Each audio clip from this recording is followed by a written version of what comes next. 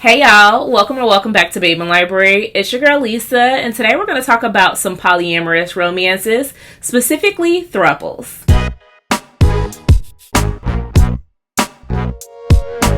If you're new to my channel, I talk about various different types of romances, and today we're going to focus on thruples. So a throuple is a couple with three different individuals in that relationship.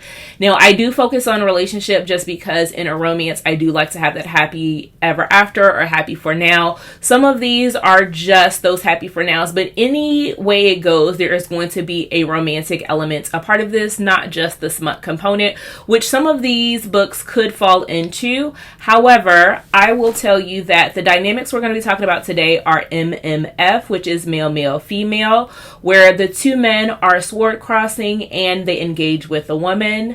MFM, which is where it's male, female, male. The two males in that dynamic do not interact with one another. They're just both in love with the same woman. And then FFM, which is female, female, male. The two women are in a relationship or are the primary focus, and they also add in the third, which is the male component. Sometimes the male only interacts with one woman, or sometimes the male interacts with both, but the females do have a relationship with one another. And so those are the three dynamics that I'm going to choose to prioritize. Not to say I won't read an FMF, which is female, male, female, where the two women are solely in a relationship with the men. However, on my channel, I like to prioritize women and their happiness, and that is my focal point. So I don't really read a lot of them, and I don't necessarily have any of them to recommend to you for this video. But if you're interested, I'm sure you can go find some that are out there. Those are your traditional, what they call harems. This may also be considered a wide choose. But in this, we're going to talk about 6 books that I have read and love that have a throuple feel.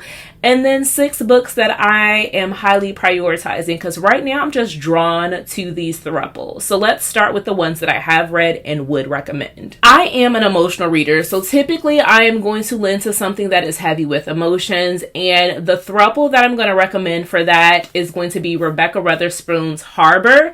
This is the last and final book in the Beards and Bondage series, so this does have heavy kink play, but I love the way in which Rebecca writes kink and how she writes spice. In this situation, you have the three of a couple, which would be Brooklyn, Vaughn, and Shaw. Vaughn and Shaw are 2 men. They were in a relationship previously with a woman, and their partner died in a car accident, and they are left wrought with grief and not necessarily know how to be in a relationship with just the two of them. However, they find out that Brooklyn, who is the female that's going to be in this relationship, they found out that their partner was cheating on them with her partner, and she is also left with grief and questions. And they come together with one another to say, hey, why is this happening to us? Let's figure out and investigate. And of course, they turn around and get investigated themselves because the cops think that they had something to do with it. They typically don't understand how individuals can be in polyamorous relationship. They're thinking that Vaughn and Shaw had a hand at their partner's death. And so in this series, they tied to one another because of their grief and their questions, and they lend into this dynamic where they're trying to comfort each other and utilizing bondage and utilizing kink to help them deal with their grief and emotions. I really, really love this one. I love being able to see Brooklyn start to have a relationship with Vaughn and Shaw individually, and how they were able to replace each other's hurt with a little bit of comfort. This has quite a bit of storyline. You get to see how they lend and form this new relationship with the three of them, and I just really enjoyed it. Next, still leaning in a little bit to the kink community, I'm going to tell you that no one has a better MMF storyline than Sarah Kate, but she also has an FFM in this series, and that is with the Salacious Players Club.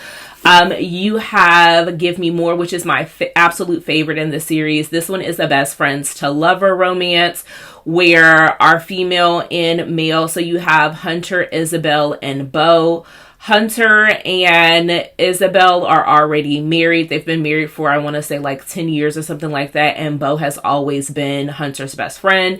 He has been pining for him. Bo is, he is a bisexual man, so he's already out and open. He has never known whether or not his best friend had romantic relationship feelings for him, so he's always kind of been on the wing, just being his best friend. Never necessarily pining, but always there to help support him in any facets. And then you learn that Isabel is like, hey, this is my desire or my wish. And they're out looking to scope another club. And one day they hear Bo with some guests that's over, and they start to get a little bit intrigued about Bo's sex life, and they're like, hey, let's invite him into our bedroom. And they really have this dynamic with the three of them where it's built on a foundation of friendship, love, and trust within the three of them. And I really, really loved how Sarah Kate wrote this romantic engagement, because it wasn't just focused on the two best friends finding each other and falling in love.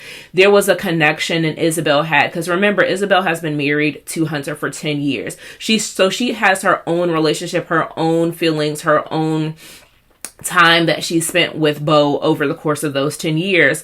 And she starts to fall in love with him as well. And then there's something that happens where Hunter is not able to deal with his emotions. He's like, how am I doing this? I love my wife. I don't want to lose my relationship with my best friend. And so Hunter goes off and he's dealing with his own thing. And it's where Bo and Isabel start to form that bond and like, hey, let's get our man back. Let's work together to let him know that we are okay with this and this is perfectly making us happy. And I really enjoy this one. Again, my favorite in the series, not just of the Throuples, but of the entire series. Give Me More was everything to me. It's that best friends to lovers, it's always been you dynamic. But if you're looking for an FFM, I will tell you that Madame is the final one in the Salacious Players Club series. This one centers our female who is a dom. This is Eden St. Clair. Eden has always been mysterious and an intrigue to me. She has been the character that has had one of the most spotlights in the entire series, but we never really got to know about her. And in this, we get to see her relationship with Jade and Clay. Now, Clay is someone that we've also seen since book one, and I never knew that Clay and Eden were in love with one another. This is a second chance romance where Clay and Eden had time together, but Eden never necessarily wanted to leave her position as a dom. She never wanted to be in another relationship. She has been married previously, and she was like, love just isn't in the cards for me. But she fell in love with Clay, but could never give him what he wanted, which was, the security of being in a relationship. So Clay left, and he went and got a relationship with Jade, and Jade started to fall in love with Clay, and she's like, I want to be your everything, but I feel like there is a piece of you that I don't know. And she runs into Clay seeing Eden out in the town for the first time, and she's like, this is what's missing, let me know more. And this is where Jade starts to form her own relationship with Eden, and she gets a little bit more comfortable because Jade is a little bit younger, and so she doesn't really know who she is as a woman and what her desires are, and she learns and starts to emulate and mold herself after Eden, originally to satisfy Clay, but then she becomes invested in, no, this is who I really want to be, and I really want to be this with and for you. And so this book was one that I wanted to get into because I hadn't really read a lot of FFM storylines, but I knew that Sarah Kate would do it justice, and she did. I will tell you that this one, I would also recommend that you read throughout the storyline to start to develop a yearning for Madame.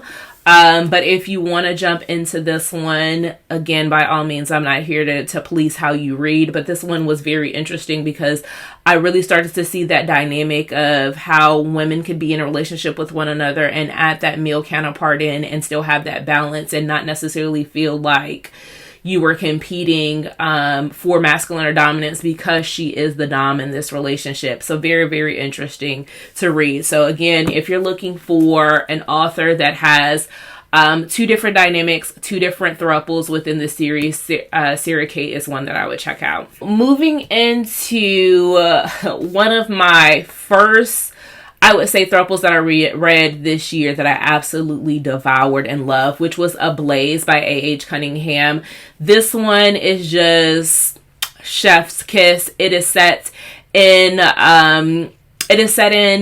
Florida, which whole time this is kind of sparking this video. I am just coming back today from Florida, where I was able to see glimpses and part of Carnival, which Ablaze deals with. Our female main character, Mariana, is she is a costume designer, and she makes a lot of outfits for Carnival, which, being within the themes of Carnival, Juve, being able to see the culture and how the Caribbean culture influences and deals with bodies and deals with love and deals with sensuality, it gives me a better appreciation for what I saw Mari and I believe it's Daniel and Mason.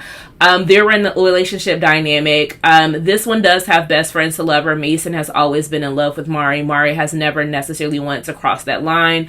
They meet Daniel, who is a part of this financial company that is taking over Mason's community center, and Mason is like, I'm attracted to him, but I'm also wanting to be with Mari, but she seems interested, and if this is the way that I have to have her, I'm going to do anything to make it happen. And Daniel has always kind of been repressed by his father because he has always been attracted to both sexes.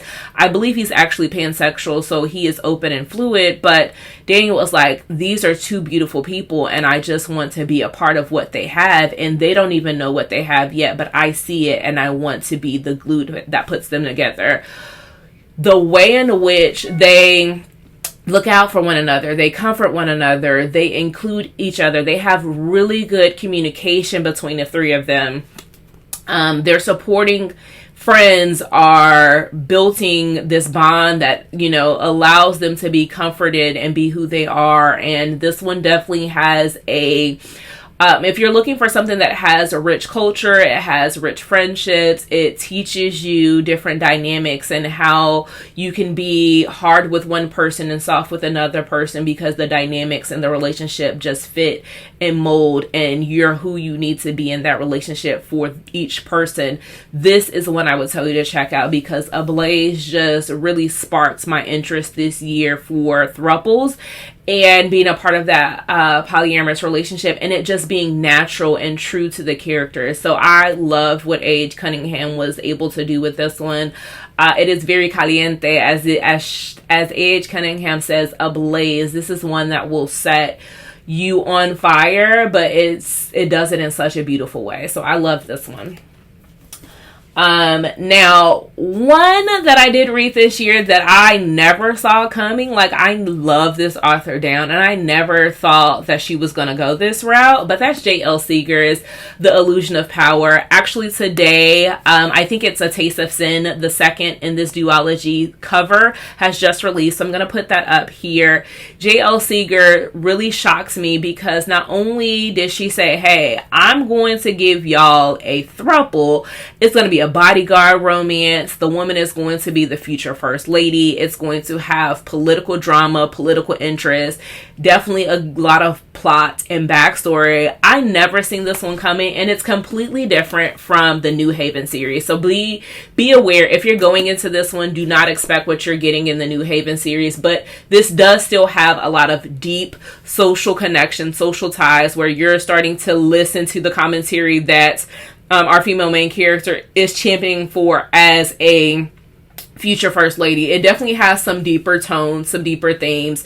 Like I said, it has a mystery where our first lady is being targeted and so are her bodyguards. This is a story where the three of them start to gain this relationship and this trust because she is being targeted and she's receiving death threats and she's receiving, notes and people that are stalking her.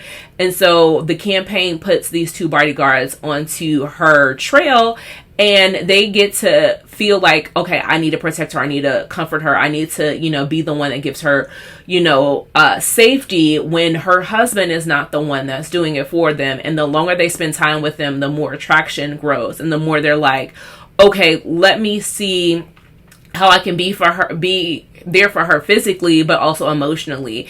And I do love that this one has autism representation, that our female main character is a boss, but she also has vulnerable, weak spots, and that she needs for our two main male characters to comfort her and support her. Again, this one leaves off at, for me, what is a nice wrap up, but A Taste of Sin is definitely one that I will continue to read and see what goes on next with the characters, because it left at a really big plot point, and so I'm very interested. If you're looking for something that isn't as sex driven or sex focused, you're looking for something that has a little bit stronger ties in terms of the backstory, the plot, you're looking for something that has a more emotional connection and has a deeper theme or meaning, I would tell you The Illusion of Power is the one that you would want to check out. Lastly, still keeping along the lines of something that has a political aspect to it, I'm going to tell you T.M. Richardson has The Offer.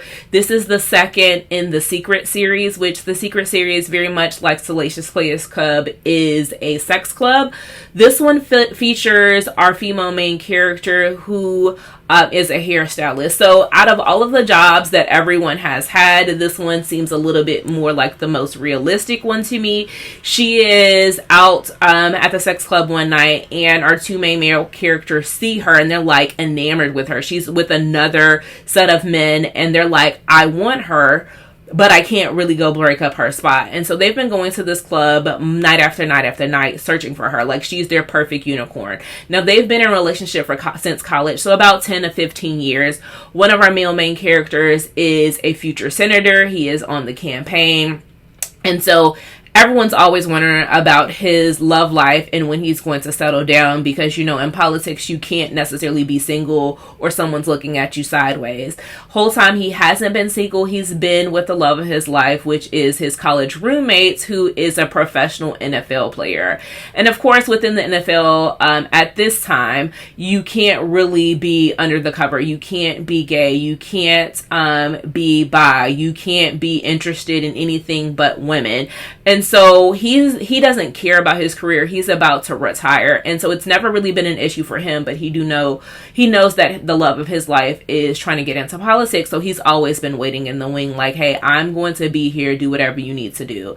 And so when the scandal comes out that they see her in a club and she is recorded leaving the club with the future senator, they're like, okay, well, how do we spin this? How do we make this work for us?